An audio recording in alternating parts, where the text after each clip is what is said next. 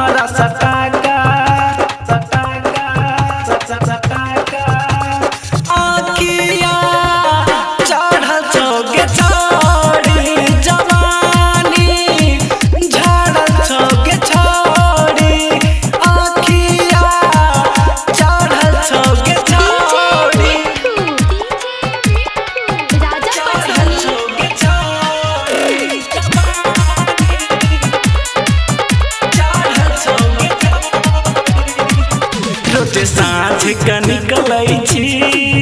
तुके भोर गया बैछी रोज साँझ का निकलै छी तुके भोर गया बैछी कुमार मामा जा उठा बैछी बोलना रात भर कता रहै छी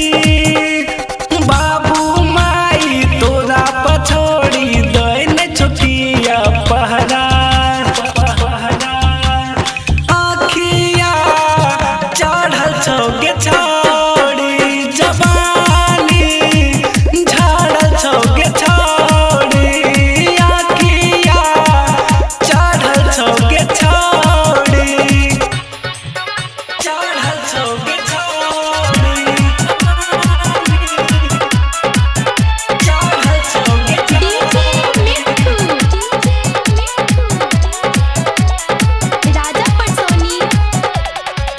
कहै छौ तोरा गे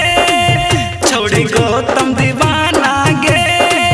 कहै छौ तोरा गे छोड़ी गौतम दीवाना गे रटान समाज उठाबै छी शंकर के फेरम रहै छी गलो ठोरा मुरझाई देबे तू पिटाई मिलतो एकर साजा